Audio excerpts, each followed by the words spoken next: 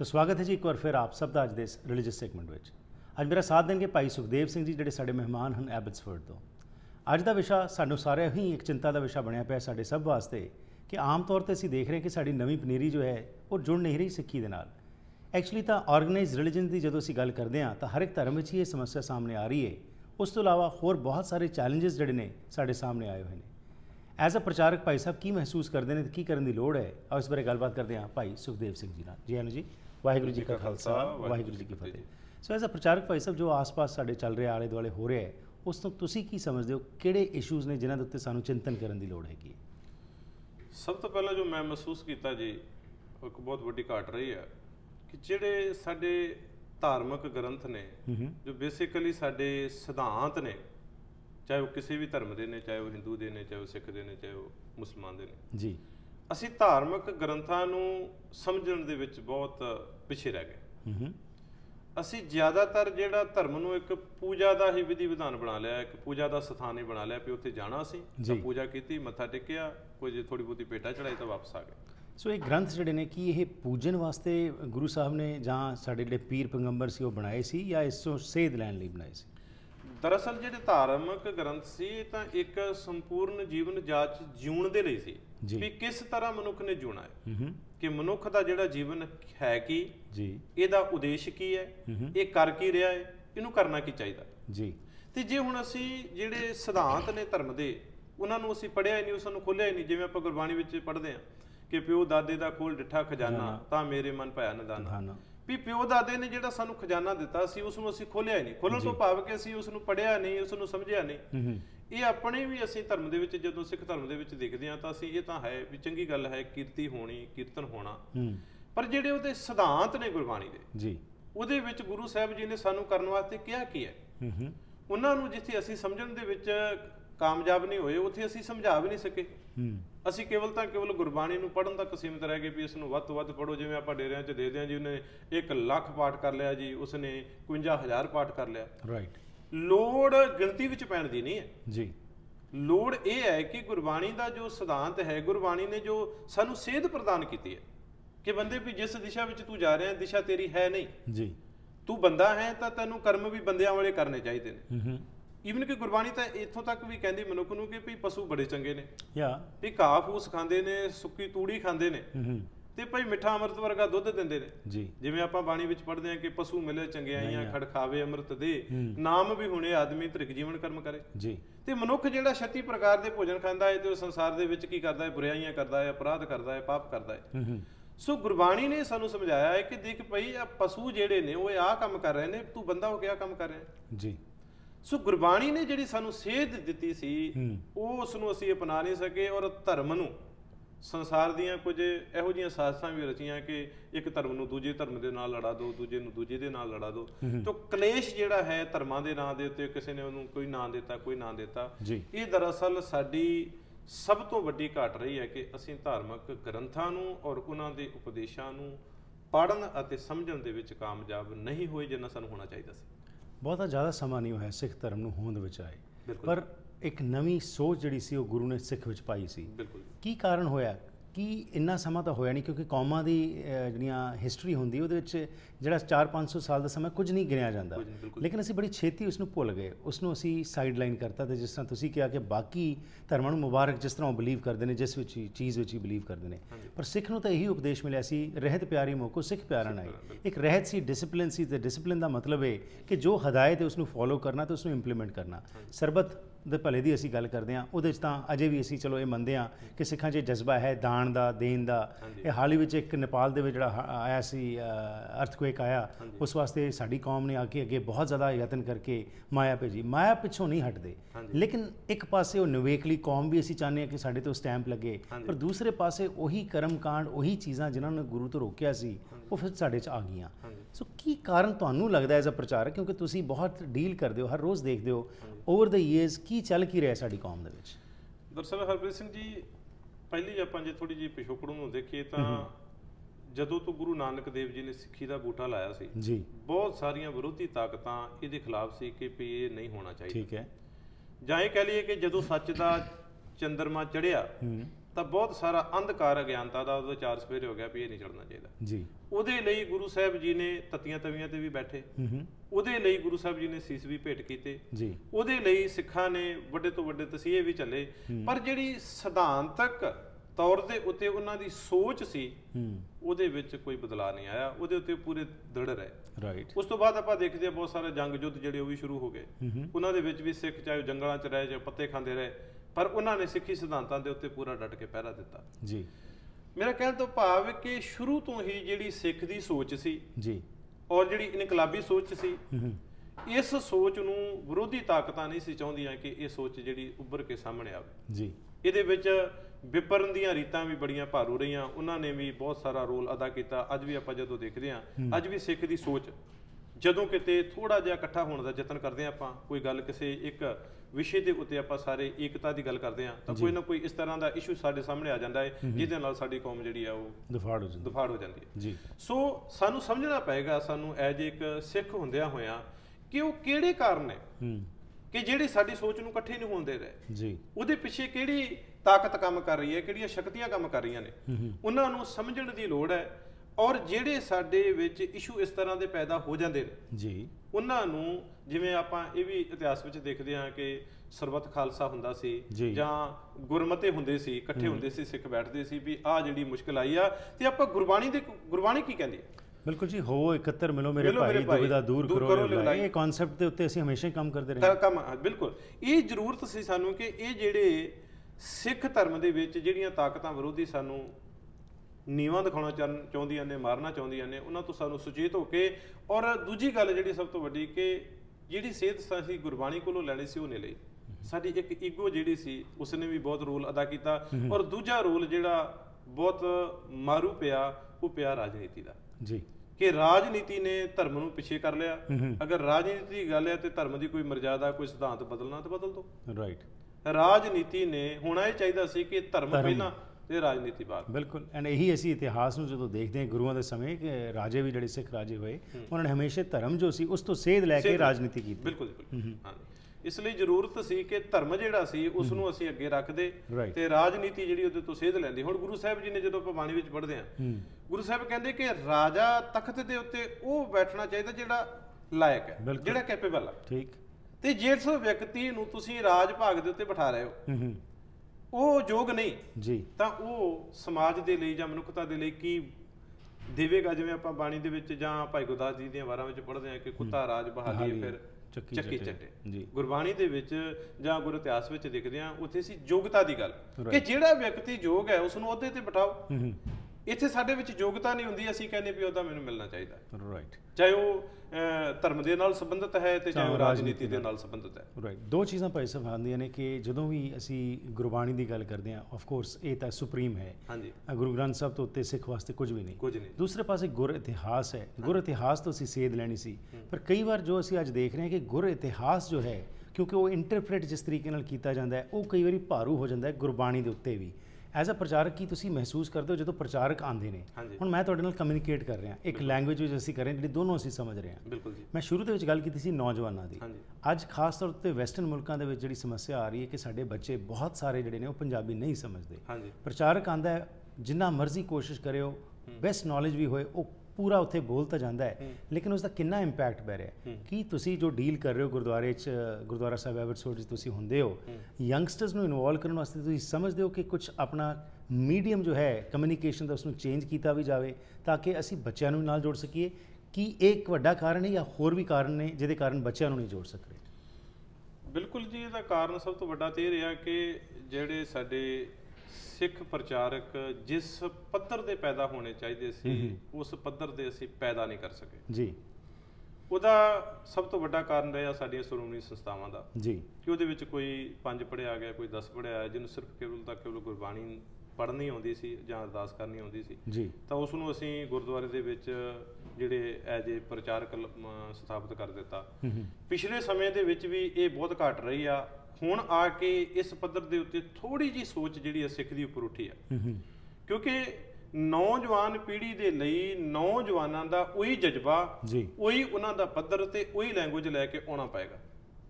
ਜੇ ਅਸੀਂ ਉਹੀ ਪੁਰਾਣੀਆਂ ਗੱਲਾਂ ਜਿਹੜੀਆਂ ਨੇ ਇਤਿਹਾਸ ਦੀਆਂ, ਹੁਣ ਬਹੁਤ ਸਾਰਾ ਇਤਿਹਾਸ, ਜਿਵੇਂ ਤੁਸੀਂ ਗੱਲ ਇਤਿਹਾਸ ਦੀ ਕੀਤੀ ਹੈ, ਹਿਸਟਰੀ ਦੀ ਗੱਲ ਕੀਤੀ ਹੈ ਕਿ ਇਤਿਹਾਸ ਜਿਹੜਾ ਉਹਨੂੰ ਗੁਰਬਾਣੀ ਤੇ ਭਾਰੂ ਕਰ ਰਹੇ ਆ, ਬਿਲਕੁਲ ਠੀਕ ਹੈ ਤੁਸੀਂ, ਕਿਉਂਕਿ ਹੋਣਾ ਚਾਹੀਦਾ ਸੀ ਕਿ ਗੁਰਬਾਣੀ ਦੇ ਪ੍ਰਕਾਸ਼ ਦੇ ਵਿੱਚ ਅਸੀਂ ਇਤਿਹਾਸ ਨੂੰ ਵਾਚਣਾ, ਠੀਕ ਨਾ ਕਿ ਜਿਹੜੀਆਂ ਗੱਲਾਂ ਇਤਿਹਾਸ ਦੀਆਂ ਨੇ ਉਹਨਾਂ ਨੂੰ ਪਹਿਲਾਂ ਅਸੀਂ ਦੇਖਣਾ ਕਿ ਕੀ ਗੁਰਬਾਣੀ ਦੇ ਨਾਲ ਇਹ ਮੇਲ ਖਾਂਦੀਆਂ। ਜਦੋਂ ਮੈਨੂੰ ਗੁਰਬਾਣੀ ਦਾ ਗਿਆਨ ਨਹੀਂ ਜੀ ਤੇ ਮੈਂ ਇਤਿਹਾਸ ਦੀਆਂ ਸਾਖੀਆਂ ਸੁਣਾਵਾਂਗਾ, ਉਹ ਕਈ ਵਾਰ ਇਸ ਤਰ੍ਹਾਂ ਦੀਆਂ ਮਨ ਘੜਤ ਸਾਖੀਆਂ ਅਸੀਂ ਲੋਕਾਂ ਨੂੰ ਸੁਣਾ ਦਿੰਦੇ ਆ ਕਿ ਆਮ ਪੜ੍ਹਿਆ ਲਿਖਿਆ ਵਿਅਕਤੀ ਜਿਹੜਾ ਹੈ ਉਹ ਮੰਨਦਾ ਨਹੀਂ, ਉਹ ਕਹਿੰਦਾ ਇਹ ਕਿਵੇਂ ਹੋ ਸਕਦਾ ਹੈ। ਉਹੀ ਕਰਾਮਾਤੀ ਗੱਲਾਂ ਜਿਹੜੀਆਂ ਨੇ ਉਹੀ ਸਟੇਜਾਂ ਦੇ ਉੱਤੇ ਸੁਣਾ ਦਿੱਤੀਆਂ ਜਾਂਦੀਆਂ ਨੇ, ਬੱਚੇ ਉਹਨਾਂ ਨੂੰ ਸੁਣਨ ਵਾਸਤੇ ਤਿਆਰ ਨਹੀਂ, ਕਿਉਂਕਿ ਜ਼ਰੂਰਤ ਇਹ ਹੈ ਕਿ ਹੋ ਕੀ ਰਿਹਾ ਹੈ, ਸਾਨੂੰ ਕਰਨਾ ਕੀ ਚਾਹੀਦਾ ਹੈ ਜੀ। ਜੇ ਅਸੀਂ ਕਰ ਰਹੇ ਹਾਂ ਤਾਂ ਉਹਦਾ ਇੰਪੈਕਟ ਆਉਣ ਵਾਲੇ ਸਮੇਂ ਵਿੱਚ ਕੀ ਪਏਗਾ ਸਾਡੇ ਉੱਤੇ। ਉਹਦੇ ਲਈ ਸਾਨੂੰ ਜ਼ਰੂਰਤ ਸੀ ਕਿ ਜਿਵੇਂ ਆਪਾਂ ਗੁਰਦੁਆਰਿਆਂ ਉੱਤੇ ਪੈਸਾ ਬਹੁਤ ਖਰਚ ਕੀਤਾ, ਲੰਗਰਾਂ ਉੱਤੇ ਵੀ ਪੈਸਾ ਬਹੁਤ ਖਰਚ ਕੀਤਾ, ਹੁਣ ਜਿਵੇਂ ਤੁਸੀਂ ਗੱਲ ਕੀਤੀ ਅਸੀਂ ਹੈਲਪ ਵਾਸਤੇ ਵੀ ਅਸੀਂ ਬਹੁਤ ਕੰਮ ਕਰਦੇ ਹਾਂ, ਪਰ ਸਾਨੂੰ ਇਹ ਸੋਚਣਾ ਪਏਗਾ ਕਿ ਅਸੀਂ ਆਪਣੇ ਇਜ਼ਮ ਦੇ ਪ੍ਰਚਾਰਕਾਂ ਦਾ ਪੱਧਰ ਕਿੰਨਾ ਉੱਚਾ ਚੁੱਕਿਆ ਹੈ। ਰਾਈਟ, ਕੀ ਅਸੀਂ ਕੋਈ ਇਸ ਤਰ੍ਹਾਂ ਦੀ ਸੰਸਥਾ ਪੈਦਾ ਕੀਤੀ ਕਿ ਅਸੀਂ ਪ੍ਰਚਾਰਕ ਇਸ ਪੱਧਰ ਤੇ ਪੈਦਾ ਕਰੀਏ ਕਿ ਜਿਹੜੇ ਵਰਲਡ ਲੈਵਲ ਦੇ ਉੱਤੇ ਆਪਣੇ ਧਰਮ ਦੇ ਸਿਧਾਂਤਾਂ ਨੂੰ ਦੂਜੇ ਲੋਕਾਂ ਦੇ ਨਾਲ ਬੈਠ ਕੇ ਡਿਸਕਸ ਕਰ ਸਕਣ, ਉਹਨਾਂ ਨੂੰ ਦੱਸ ਸਕਣ। ਬਿਲਕੁਲ ਜੀ, ਸਹੀ ਫਰਮਾਇਆ। ਸਿਧਾਂਤ ਨੂੰ ਲੈ ਕੇ ਹਾਂ ਪ੍ਰਚਾਰਕ ਤਾਂ ਅੱਜ ਸ਼ਾਇਦ ਹੈਗੇ ਨੇ, ਲੇਕਿਨ ਹਰ ਇੱਕ ਦਾ ਇੱਕ ਵੱਖਰਾ ਵੱਖਰਾ ਨਜ਼ਰੀਆ ਤੇ ਸੋਚ ਹੈ, ਤੇ ਜਿੱਥੇ ਵੀ ਜਾਂਦੇ ਨੇ ਉਸ ਸਗੋਂ ਕਨਫਿਊਜ਼ਨ ਜ਼ਿਆਦਾ ਕ੍ਰੀਏਟ ਹੁੰਦੀ ਹੈ ਬਜਾਏ ਕਿ ਕੋਈ ਸੋਲੂਸ਼ਨ ਹੋਵੇ। ਸੋ ਉਸ ਕਰਕੇ ਜਿਸ ਤਰ੍ਹਾਂ ਤੁਸੀਂ ਇਹ ਗੱਲ ਕੀਤੀ, ਖਿਮਾ ਚਾਹਾਂਗਾ ਕਿ ਮੈਂ ਕੁਝ ਪਿਕਚਰਸ ਦਿਖਾਉਣ ਜਾ ਰਿਹਾ ਜਿਹੜੇ ਕਿ ਅਸੀਂ ਇੱਕ ਪਾਸੇ ਕਹਿੰਦੇ ਕਿ ਜੀ ਸਾਡੇ ਪ੍ਰਚਾਰਕ ਜਿਹੜੇ ਨੇ ਉਹਨਾਂ ਨੂੰ ਪੂਰਾ ਸਤਿਕਾਰ ਮਿਲਣਾ ਚਾਹੀਦਾ, ਹੋਣਾ ਚਾਹੀਦਾ ਹੈ, ਲੇਕਿਨ ਅਫਸੋਸ ਕਿ ਜਦੋਂ ਅਸੀਂ ਪ੍ਰਚਾਰਕਾਂ ਨੂੰ ਨਹੀਂ ਉਹ ਰਿਸਪੈਕਟ ਦਿੰਦੇ। ਇਹ ਪਿਕਚਰਸ ਜੋ ਸ਼ੋਅ ਕਰ ਰਹੀਆਂ ਨੇ ਦਰਬਾਰ ਸਾਹਿਬ ਤੋਂ ਰਾਗੀ ਆਏ ਅਤੇ ਕਿਸ ਤਰੀਕੇ ਨਾਲ ਉਹਨਾਂ ਨੂੰ ਇਹਨਾਂ ਮੁਲਕਾਂ 'ਚ ਵੀ ਆ ਕੇ ਪੁੰਜੇ ਜਿਹੜਾ ਹੈ ਉਹ ਸੌਣ ਨੂੰ ਦਿੱਤਾ ਜਾ ਰਿਹਾ ਹੈ। ਕੱਲ੍ਹ ਨੂੰ ਮੈਂ ਜੇ ਫਾਦਰ ਹਾਂ, ਜੇ ਮੈਂ ਚਾਹੁੰਦਾ ਵੀ ਆਪਣੇ ਬੱਚੇ ਨੂੰ ਸਿਖਾਉਣੇ, ਆਫਟਰ ਆਲ ਢਿੱਡ ਹਰ ਕਿਸੇ ਨੇ ਭਰਨਾ ਹੈ, ਅਤੇ ਜਦ ਤੱਕ ਢਿੱਡ ਨਹੀਂ ਭਰਿਆ ਹੋਏਗਾ ਤਾਂ ਬਾਕੀ ਸਾਰੀਆਂ ਗੱਲਾਂ ਖੋਟੀਆਂ ਹੁੰਦੀਆਂ।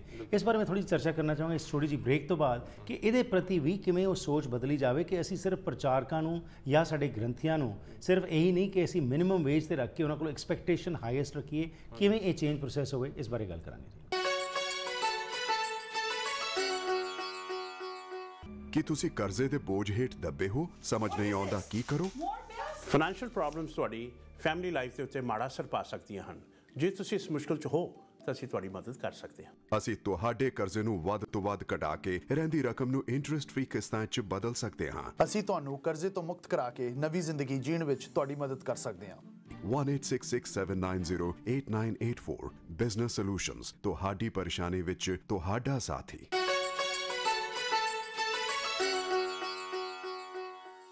ਸਿੱਖ ਕੌਮ ਵਿੱਚ ਦਰਪੇਸ਼ ਚੈਲੰਜਸ ਦੇ ਬਾਰੇ ਅਸੀਂ ਗੱਲਬਾਤ ਕਰ ਰਹੇ ਹਾਂ, ਤੇ ਖਾਸ ਤੌਰ ਦੇ ਉੱਤੇ ਜਿਸ ਵਿਸ਼ੇ ਦੇ ਉੱਤੇ ਬ੍ਰੇਕ ਤੋਂ ਪਹਿਲਾਂ ਮੈਂ ਗੱਲ ਕਰ ਰਿਹਾ ਸੀ ਕਿ ਸਾਡੇ ਪ੍ਰਚਾਰਕਾਂ ਦੇ ਵਿੱਚ ਕੀ ਕੋਈ ਕਮੀ ਹੈ, ਕੀ ਪ੍ਰਚਾਰਕਾਂ ਕੋਲ ਕੋਈ ਨੌਲੇਜ ਨਹੀਂ ਹੈਗੀ ਕਿ ਉਹ ਡਿਸੈਮੀਨੇਟ ਨਹੀਂ ਕਰ ਸਕ ਰਹੇ ਇਨਫੋਰਮੇਸ਼ਨ, ਕੀ ਸਾਡੇ ਬੱਚੇ ਜਿਹੜੇ ਨੇ ਉਹ ਸਮਝ ਸਕ ਰਹੇ ਨੇ। ਇਸ ਪ੍ਰਤੀ ਭਾਈ ਸਾਹਿਬ ਨੇ ਬ੍ਰੇਕ ਤੋਂ ਪਹਿਲਾਂ ਗੱਲਬਾਤ ਕੀਤੀ ਸੀ। ਲੇਕਿਨ ਜਦੋਂ ਰਿਸਪੈਕਟ ਦੀ ਗੱਲ ਆਉਂਦੀ ਹੈ, ਹਰ ਇੱਕ ਵਿਅਕਤੀ ਜੋ ਹੈ ਚਾਹੁੰਦਾ ਹੈ ਕਿ ਉਸ ਦਾ ਜੀਵਨ ਦਾ ਪੱਧਰ ਜੋ ਹੈ ਬਿਹਤਰ ਹੋਵੇ, ਪਰ ਇੱਕ ਪ੍ਰਚਾਰਕ ਜੋ ਹੈ ਜਦੋਂ ਅਸੀਂ ਐਕਸਪੈਕਟੇਸ਼ਨ ਬਹੁਤ ਰੱਖਦੇ ਹਾਂ, ਪਰ ਕੀ ਕੌਮ ਵੱਲੋਂ, ਕੀ ਸਾਡੀਆਂ ਸਭਾਵਾਂ ਵੱਲੋਂ, ਕੀ ਸਾਡੀਆਂ ਸੁਸਾਇਟੀਆਂ ਵੱਲੋਂ ਜੋ ਉਹਨਾਂ ਦੀਆਂ ਬੇਸਿਕ ਨੈਸੈਸਿਟੀਜ਼ ਨੇ ਕੀ ਉਹ ਪੂਰੀਆਂ ਕੀਤੀਆਂ ਜਾਂਦੀਆਂ ਨੇ, ਔਰ ਇਸ ਬਾਰੇ ਵੀ ਕੁਝ ਚਰਚਾ ਕਰਦੇ ਹਾਂ। ਸੋ ਭਾਈ ਸਾਹਿਬ, ਬ੍ਰੇਕ ਤੋਂ ਪਹਿਲਾਂ ਜਿਸ ਤਰ੍ਹਾਂ ਮੈਂ ਜ਼ਿਕਰ ਕੀਤਾ ਦਰਬਾਰ ਸਾਹਿਬ ਤੋਂ ਆਏ ਹਜ਼ੂਰੀ ਰਾਗੀ, ਹੁਣ ਹਜ਼ੂਰੀ ਰਾਗੀ ਨੂੰ ਬਹੁਤ ਵੱਡਾ ਦਰਜਾ ਹੈਗਾ, ਬੜਾ ਮਾਣ ਸਤਿਕਾਰ ਅਸੀਂ ਦਿੰਦੇ ਹਾਂ ਜਦੋਂ ਅਸੀਂ ਕਿਤੇ ਮਿਲਦੇ ਹਾਂ, ਪਰ ਜਦੋਂ ਗੁਰਦੁਆਰਾ ਪ੍ਰਬੰਧਕ ਕਮੇਟੀਆਂ ਵੱਲੋਂ ਜਿਸ ਤਰੀਕੇ ਨਾਲ ਉਹਨਾਂ ਨਾਲ ਡੀਲ ਕੀਤਾ ਜਾਂਦਾ ਹੈ, ਐਂਡ ਹਾਲ ਹੀ ਵਿੱਚ ਇਹ ਵੀ ਰਿਪੋਰਟਾਂ ਆਉਂਦੀਆਂ ਨੇ ਜਦੋਂ ਕਿ ਕੋਈ ਪ੍ਰਚਾਰਕ ਆਉਂਦੇ ਨੇ, ਮਹੀਨਾ 2 ਮਹੀਨਾ ਉਹ ਆਪਣੀ ਸੇਵਾ ਦਿੰਦੇ ਨੇ, ਉੱਥੇ ਆਏ ਪਹਿਲੀ ਗੱਲ ਤਾਂ ਟਿਕਟ ਖਰਚ ਕੇ ਇੱਥੇ ਆਏ, ਉਸ ਤੋਂ ਬਾਅਦ $200-300 ਉਹਨਾਂ ਨੂੰ ਦੇ ਦੇਣਾ ਪੂਰੇ ਮਹੀਨੇ 2 ਮਹੀਨੇ ਵਾਸਤੇ, ਅਤੇ ਉਸ ਤੋਂ ਬਾਅਦ ਇਹ ਕਹਿਣਾ ਕਿ ਜੀ ਉਹ ਉੱਤੋਂ ਮਾਇਆ ਬੜੀ ਇਕੱਠੀ ਹੋ ਜਾਂਦੀ ਹੈ ਜੀ ਜਿਹੜੀ ਉਹ ਇਹਨਾਂ ਦੀ ਪੂਰਾ ਕਰ ਦਿੰਦੀ ਹੈ। ਇਹੋ ਜਿਹੀ ਜਿਹੜੀ ਇੱਕ ਸੋਚ ਹੈ ਪ੍ਰਬੰਧਕ ਕਮੇਟੀਆਂ 'ਚ, ਆਫਕੋਰਸ ਸਾਰਿਆਂ 'ਚ ਨਹੀਂ, ਲੇਕਿਨ ਇਹੋ ਜਿਹੀ ਇੱਕ ਸੋਚ ਕਾਫੀ ਪ੍ਰੈਵਲੈਂਟ ਹੈਗੀ ਹੈ। ਇਹਦੇ ਨਾਲ ਕੌਣ ਚਾਹੇਗਾ ਆਪਣੇ ਬੱਚਿਆਂ ਨੂੰ ਇਸ ਪਾਸੇ ਭੇਜਣਾ? ਐਜ਼ ਅ ਪ੍ਰਚਾਰਕ ਕੀ ਤੁਸੀਂ ਕਦੀ ਮਹਿਸੂਸ ਕਰਦੇ ਹੋ ਕਿ ਇਹ ਇਸ਼ੂਜ਼ ਨੂੰ ਵੀ ਡੀਲ ਕਰਨਾ ਚਾਹੀਦਾ? ਬਿਲਕੁਲ ਜੀ, ਬਹੁਤ ਵਧੀਆ ਗੱਲ ਤੁਸੀਂ ਕਹੀ। ਜਿਹੜਾ ਇੱਕ ਆਪਣੇ ਧਰਮ ਦੇ ਨਾਲ ਸੰਬੰਧਿਤ ਕੋਈ ਪ੍ਰਚਾਰਕ ਜਾਂ ਕੋਈ ਰਾਗੀ ਸਿੰਘ ਆ ਰਿਹਾ ਹੈ ਜੀ, ਤਾਂ ਸਭ ਤੋਂ ਜ਼ਰੂਰੀ ਗੱਲ ਹੈ ਕਿ ਉਹਦਾ ਸਨਮਾਨ ਸਤਿਕਾਰ ਜਿਹੜਾ ਹੋਣਾ ਚਾਹੀਦਾ। ਰਾਈਟ, ਪਰ ਇਹਦੇ ਤੋਂ ਪਹਿਲਾਂ ਮੈਂ ਜਿਹੜੀ ਗੱਲ ਤੁਹਾਡੇ ਨਾਲ ਸਾਂਝੀ ਕੀਤੀ ਹੈ ਕਿ ਜਿਹੜਾ ਪੱਧਰ ਹੈ ਨਾ ਇੱਕ ਪ੍ਰਚਾਰਕ ਲਾਈਨ ਦਾ, ਜਾਂ ਉਹ ਪੱਧਰ ਜਿਹੜਾ ਜੀਵਨ ਪੱਧਰ ਹੈ ਉਹ ਉਸ ਪੱਧਰ ਦਾ ਹੋਣਾ ਚਾਹੀਦਾ ਵੀ ਉਹ ਕੈਪੇਬਲ ਹੈ, ਤੇ ਜੇ ਕੈਪੇਬਲ ਹੈ ਤਾਂ ਕੀ ਉਹਦੀ ਯੋਗਤਾ ਦੇ ਅਨੁਸਾਰ ਅਸੀਂ ਉਸ ਦੀ ਜ਼ਰੂਰਤ ਨੂੰ ਪੂਰੀਆਂ ਕਰ ਰਹੇ? ਜੇ ਵਿਅਕਤੀ ਇੱਕ ਹਰ ਇੱਕ ਵਿਅਕਤੀ ਦਾ ਪਰਿਵਾਰ ਹੈ, ਕੋਈ ਵੀ ਐਸਾ ਵਿਅਕਤੀ ਨਹੀਂ ਹੋਵੇਗਾ ਜਿਹੜਾ ਕਹੇਗਾ ਮੇਰੇ ਬੱਚੇ ਦੀਆਂ ਬੇਸਿਕ ਜਿਹੜੀਆਂ ਨੀਡ ਨੇ ਪੂਰੀਆਂ ਨਾ ਹੋਣ। ਜੀ ਬਿਲਕੁਲ। ਤੇ ਜੇ ਹੁਣ ਅਸੀਂ ਉਸ ਵਿਅਕਤੀ ਦੀਆਂ ਜ਼ਰੂਰਤਾਂ ਨੂੰ ਪੂਰੀਆਂ ਨਹੀਂ ਕਰ ਰਹੇ, ਅਸੀਂ ਇਹ ਦੇਖ ਰਹੇ ਹਾਂ ਕਿ ਉਸਨੇ 5 ਦੇ ਦਿੱਤੇ, ਉਸਨੇ 2 ਦੇ ਦਿੱਤੇ, ਅਸੀਂ ਇਹ ਦੇਖਣਾ ਹੈ ਕਿ ਅਸੀਂ ਵੱਧ ਤੋਂ ਵੱਧ ਇਹਨਾਂ ਦੀ ਸਹਾਇਤਾ ਕਰੀਏ ਤਾਂ ਇਸ ਨੂੰ ਆਪਣੇ ਪਰਿਵਾਰ ਦੇ ਪ੍ਰਤੀ ਜਿਹੜੀ ਚਿੰਤਾ ਨਾ ਹੋਵੇ ਕਿ ਹਾਂ ਵੀ ਮੇਰੀਆਂ ਲੋੜਾਂ ਪੂਰੀਆਂ ਨਹੀਂ ਹੋ ਰਹੀਆਂ, ਵੀ ਨਾ ਧੜਕ ਹੋ ਕੇ ਇਹ ਸੱਚ ਦੀ ਗੱਲ ਕਵੇ, ਗੁਰਬਾਣੀ ਦੀ ਗੱਲ ਕਵੇ। ਇਹ ਵੱਧ ਤੋਂ ਵੱਧ ਟਾਈਮ ਜਿਹੜਾ ਆ ਉਹ ਇਤਿਹਾਸ ਨੂੰ ਪੜ੍ਹਨ ਵਿੱਚ, ਗੁਰਬਾਣੀ ਨੂੰ ਖੋਜਣ ਵਿੱਚ ਲਾਵੇ। ਬਿਲਕੁਲ। ਜੇ ਹੁਣ ਮੈਨੂੰ ਪਤਾ ਲੱਗਦਾ ਕਿ ਮੇਰੀ ਜਿਹੜੀ ਆ ਉਹ ਸੈਲਰੀ ਇੰਨੀ ਆ ਤੇ ਮੈਨੂੰ ਇਹਦੇ ਨਾਲ ਮੇਰਾ ਪਰਿਵਾਰ ਦਾ ਗੁਜ਼ਾਰਾ ਨਹੀਂ ਹੋਣਾ, ਤੇ ਮੈਂ ਸੋਚਾਂਗਾ ਕਿ ਇਸ ਨੂੰ ਮੈਂ ਹੋਰ ਕਿਵੇਂ ਵਧਾਵਾਂ। ਬਿਲਕੁਲ। ਜੇ ਮੈਨੂੰ ਪਤਾ ਲੱਗ ਰਿਹਾ ਵੀ ਇਹ ਪੂਰੀ ਹੋ ਰਹੀ ਹੈ ਤੇ ਮੈਂ ਕਹੂੰਗਾ ਵੀ ਮੈਂ ਅੱਜ ਗੁਰਬਾਣੀ ਦੇ ਇਸ ਸ਼ਬਦ ਨੂੰ ਪੜ੍ਹਨਾ, ਇਹਨੂੰ ਵਿਚਾਰਨਾ, ਇਹਦੇ ਉੱਤੇ ਮੈਂ ਕੇਂਦਰਿਤ ਹੋਣਾ ਔਰ ਸੰਗਤਾਂ ਨੂੰ ਮੈਂ ਦੱਸਣਾ ਕਿ ਵੀ ਆਹ ਗੁਰਬਾਣੀ ਦਾ ਜਿਹੜਾ ਸਿਧਾਂਤ ਹੈ ਕੀ ਕਹਿ ਰਿਹਾ। ਰਾਈਟ। ਇਸ ਕਰਕੇ ਬਹੁਤ ਜ਼ਰੂਰਤ ਹੈ ਕਿ ਇਸ ਲਾਈਨ ਦੇ, ਇਹ ਲਾਈਨ ਬੜੀ ਉੱਚੀ ਤੇ ਸੁੱਚੀ ਸੀ। ਇਸ ਲਾਈਨ ਦੇ ਵਿੱਚ ਜਿਹੜਾ ਆਰੰਭਤਾ ਹੈ ਗੁਰੂ ਨਾਨਕ ਦੇਵ ਜੀ ਨੇ ਆਪ ਕੀਤੀ ਹੈ। ਬਿਲਕੁਲ। ਉਹ ਇੱਕ ਪ੍ਰਚਾਰਕ ਦੇ ਰੂਪ ਦੇ ਵਿੱਚ ਉਹ ਪ੍ਰਚਾਰਕ ਸੀ। ਤਾਂ ਉਸ ਲਾਈਨ ਦੇ ਵਿੱਚ ਜ਼ਰੂਰਤ ਹੈ ਉਸ ਪੱਧਰ ਤੇ ਸਾਨੂੰ ਪ੍ਰਚਾਰਕ ਪੈਦਾ ਕਰਨ ਦੇ, ਔਰ ਇਹਨਾਂ ਮਾਣ ਸਤਿਕਾਰ ਹੋਣਾ ਚਾਹੀਦਾ ਹੈ ਕਿ ਹਰ ਇੱਕ ਵਿਅਕਤੀ ਇਹ ਸਤਿਕਾਰ ਨਾ ਕਵੇ ਕਿ ਮੇਰਾ ਬੱਚਾ ਵੀ ਪ੍ਰਚਾਰਕ ਹੋਵੇ।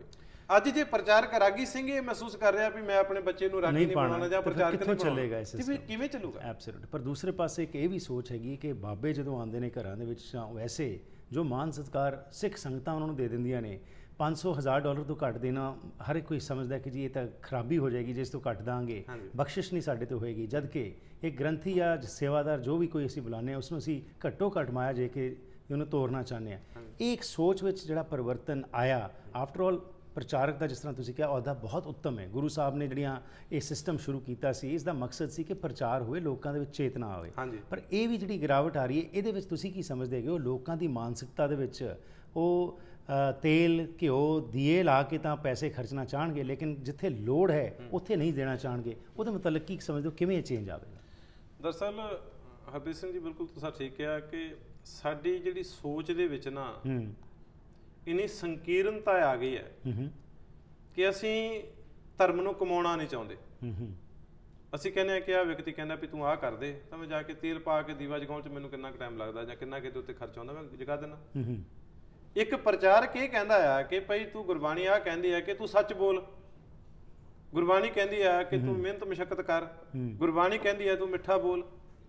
ਹੁਣ ਸਿਧਾਂਤ ਨੂੰ ਕਮਾਉਣ ਦੇ ਲਈ ਤੁਹਾਨੂੰ ਸਰੀਰਕ ਵੀ ਔਰ ਮਾਨਸਿਕ એનર્ਜੀ ਲਾਉਣੀ ਪਏਗੀ ਜੀ, ਉਹਦੀ ਕਮਾਈ ਦੇ ਲਈ ਤੁਹਾਨੂੰ ਤਿਆਗ ਕਰਨਾ ਪਏਗਾ। ਇਹ ਕਹਿੰਦੇ ਕੋਈ ਗੱਲ ਨਹੀਂ, ਤੁਸੀਂ ਆਪਣਾ ਕੰਮ ਕਰੋ, ਆਹ ਲਓ, ਆਹ ਲੱਡੂ ਚੜਾ ਦਿਓ, ਆਹ ਖੱਟੀ ਚੀਜ਼ ਚੜਾ ਦਿਓ, ਪੀਲੀ ਚੀਜ਼ ਚੜਾ ਦਿਓ, ਕਾਲੀ ਚੜਾ ਦਿਓ। ਲੋਕ ਜਾਂਦੇ ਨੇ, ਜਾ ਕੇ ਚੜਾਉਂਦੇ ਨੇ ਤੇ ਮਨ ਉਹਨਾਂ ਦੇ ਵਿੱਚ ਇੱਕ ਗੱਲ ਬੈਠ ਜਾਂਦੀ, ਬਾਬਾ ਜੀ ਨੇ ਕਿਹਾ ਸੀ।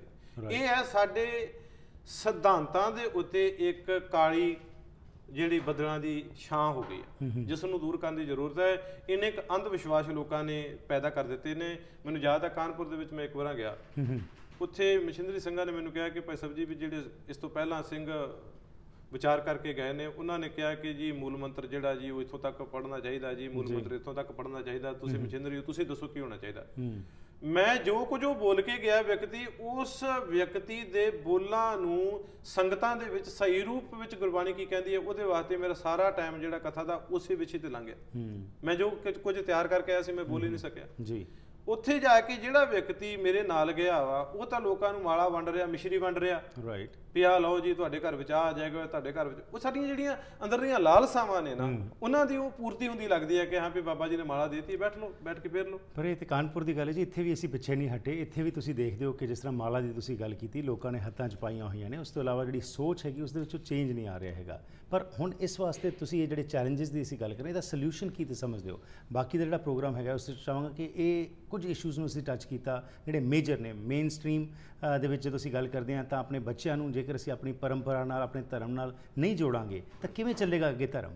ਕੁਝ ਇਹ ਸੋਚ ਪ੍ਰਤੀ ਵੀ ਸਾਨੂੰ ਕੁਝ ਚੇਂਜਸ ਲਿਆਉਣੇ ਪੈਣਗੇ। ਕਿੱਥੋਂ ਸ਼ੁਰੂਆਤ ਕੀਤੀ ਜਾਵੇ? ਸੋਲੂਸ਼ਨ ਕੀ ਸਮਝਦੇ ਹੋ ਤੁਸੀਂ? ਸਭ ਤੋਂ ਪਹਿਲਾਂ ਤਾਂ ਮੈਂ ਲੰਬੇ ਸਮੇਂ ਤੋਂ ਇੱਕ ਗੱਲ ਮਹਿਸੂਸ ਕਰਦਾ ਆ ਰਿਹਾ ਕਿ ਪੂਰੀ ਕੌਮ ਨੂੰ ਇੱਕ ਮੁੱਠ ਹੋ ਕੇ ਸਾਨੂੰ ਸਭ ਤੋਂ ਪਹਿਲਾਂ ਇੱਕ ਜਮਾਤ ਇੰਨੇ ਉੱਚੇ ਪੱਧਰ ਦੀ ਪ੍ਰਚਾਰਕਾਂ ਦੀ ਪੈਦਾ ਕਰਨੀ ਚਾਹੀਦੀ ਹੈ ਕਿ ਜਿਨ੍ਹਾਂ ਨੂੰ ਕੇਵਲ ਤਾਂ ਕੇਵਲ ਇੱਕੋ ਹੀ ਉਦੇਸ਼ ਹੈ ਕਿ ਵਰਲਡ ਪੱਧਰ ਦੇ ਉੱਤੇ ਸਿੱਖ ਧਰਮ ਦੇ ਸਿਧਾਂਤਾਂ ਨੂੰ ਤੁਸੀਂ ਦੂਜੇ ਲੋਕਾਂ ਤੱਕ ਕਿਵੇਂ ਐਕਸਪਲੇਨ ਕਰਨਾ। ਚਾਹੇ 10 ਦੀ ਹੋਵੇ, ਚਾਹੇ 20 ਦੀ ਹੋਵੇ, ਚਾਹੇ 25 ਦੀ ਹੋਵੇ, ਔਰ ਉਹਨਾਂ ਦੀ ਜਿਹੜੀ ਰਿਸਪੌਂਸਿਬਿਲਟੀ ਹੈ, ਜੇ ਕੌਮ ਏਡੇ ਏਡੇ ਵੱਡੇ ਕਾਰਜ ਕਰ ਸਕਦੀ ਹੈ ਤੇ 25 ਪ੍ਰਚਾਰਕ ਪੈਦਾ ਨਹੀਂ ਕਰ ਸਕਦੀ ਇਸ ਤਰ੍ਹਾਂ ਦੇ। ਇੱਕ ਤਾਂ ਸਭ ਤੋਂ ਵੱਡੀ ਜ਼ਰੂਰਤ ਹੈ ਉਸ ਪੱਧਰ ਦੇ ਪ੍ਰਚਾਰਕ ਪੈਦਾ ਕਰਨ ਦੀ ਜੀ। ਦੂਜੀ ਗੱਲ ਜਿਹੜੀ ਸਭ ਤੋਂ ਜ਼ਰੂਰੀ ਹੈ ਉਹ ਹੈ ਗੁਰੂ ਘਰਾਂ ਦੇ ਵਿੱਚ ਕੇਵਲ ਤਾਂ ਕੇਵਲ ਗੁਰਬਾਣੀ ਨੂੰ ਸਮਝਣ ਦੀ।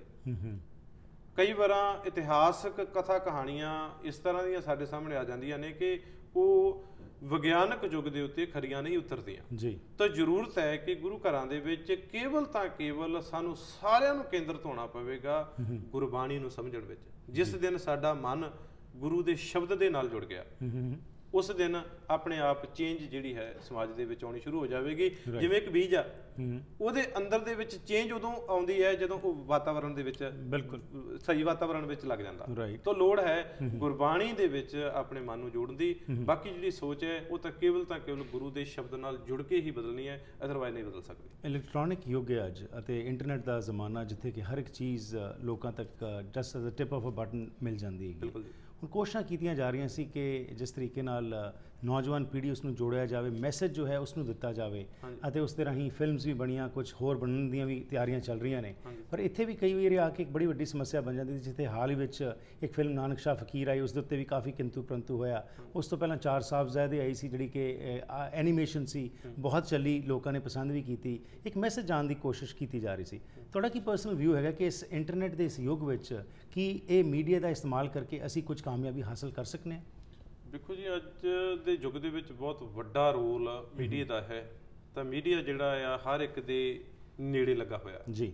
ਤਾਂ ਜ਼ਰੂਰਤ ਹੈ ਸਾਨੂੰ ਆਪਣੀ ਸੋਚ ਨੂੰ ਉੱਚਾ ਚੁੱਕਣ ਦੀ ਜੀ, ਔਰ ਜ਼ਰੂਰਤ ਹੈ ਕਿ ਸਿੱਖੀ ਸਿਧਾਂਤਾਂ ਦੇ ਪ੍ਰਚਾਰ ਦੇ ਲਈ ਜੀ ਇਸ ਤਰੀਕੇ ਦੇ ਨਾਲ ਸਾਨੂੰ ਕੰਮ ਕਰਨਾ ਚਾਹੀਦਾ ਹੈ ਕਿ ਜਿਹਦੇ ਨਾਲ ਅਸੀਂ ਉਹਨਾਂ ਤੱਕ ਮੈਸੇਜ ਪਹੁੰਚਾਉਣਾ ਹੈ ਕਿ ਵੀ ਗੁਰੂ ਨੇ ਕਿਹਾ ਕੀ ਹੈ, ਠੀਕ ਹੈ, ਗੁਰੂ ਦਾ ਉਪਦੇਸ਼ ਕੀ ਹੈ ਤੇ ਗੁਰੂ ਨੇ ਸਾਨੂੰ ਜੀਵਨ ਜਾਚ ਸਿਖਾਈ ਕੀ ਹੈ। ਪਰ ਉਹਦੇ ਲਈ ਸਾਨੂੰ ਸਾਰਿਆਂ ਨੂੰ ਇੱਕ ਸੋਚ ਅਪਣਾਉਣੀ ਪਏਗੀ। ਸਾਰਿਆਂ ਨੂੰ ਜਿਹੜੀਆਂ ਕਈ ਵਾਰ ਰੂੜੀਵਾਦੀ ਪਰੰਪਰਾ ਜਿਹੜੀਆਂ ਅਸੀਂ ਨਾਲ ਚੱਕੀ ਆ ਰਹੇ ਹਾਂ ਉਹ ਸਾਡਾ ਨੁਕਸਾਨ ਕਰ ਰਹੀਆਂ ਔਰ ਆਉਣ ਵਾਲੀ ਜਿਹੜੀ ਪੀੜ੍ਹੀ ਹੈ ਉਹਦੇ ਤੋਂ ਦੂਰ ਜਾ ਰਹੀ ਹੈ ਔਰ ਬੱਚੇ ਜਿਹੜੇ ਨੇ ਸਾਡੇ ਉਹਦੇ ਤੋਂ ਪਿੱਠ ਕਰ ਰਹੇ ਨੇ, ਬੇਮੁਖ ਹੋ ਰਹੇ ਨੇ ਔਰ ਅਸੀਂ ਉਹੀ ਪਰੰਪਰਾਵਾਂ ਨੂੰ ਲੈ ਕੇ ਕਈ ਵਾਰਾਂ ਰੂੜੀਵਾਦੀ ਨੂੰ ਤੇ ਆਪਣੀ ਜਿਹੜੀ ਸੋਚ ਹੈ, ਜਿਹੜੀ ਗੱਲ ਗੁਰੂ ਸਾਹਿਬ ਜੀ ਨੇ ਸਾਨੂੰ ਬਖਸ਼ਿਸ਼ ਕੀਤੀ ਸੀ, ਮੈਂ ਛੋਟਾ ਜੀ ਉਦਾਹਰਨ ਲਵਾਂਗਾ ਤੁਹਾਨੂੰ। ਗੁਰੂ ਗੋਬਿੰਦ ਸਿੰਘ ਜੀ ਨੇ ਕਿਹਾ ਸੀ ਜਦੋਂ ਗੁਰੂ ਗ੍ਰੰਥ ਸਾਹਿਬ ਜੀ ਨੂੰ ਗੁਰਤਾ ਗੱਦੀ ਬਖਸ਼ਿਸ਼ ਕੀਤੀ ਸੀ ਜੀ, ਉੱਥੇ ਗੁਰੂ ਗ੍ਰੰਥ ਦੇ ਨਾਲ ਗੁਰੂ ਪੰਥ ਵੀ ਜੋੜਿਆ ਸੀ ਜੀ। ਤੇ ਗੁਰੂ ਗ੍ਰੰਥ ਸਾਹਿਬ ਜੀ ਦੀ ਅਗਵਾਈ ਦੇ ਵਿੱਚ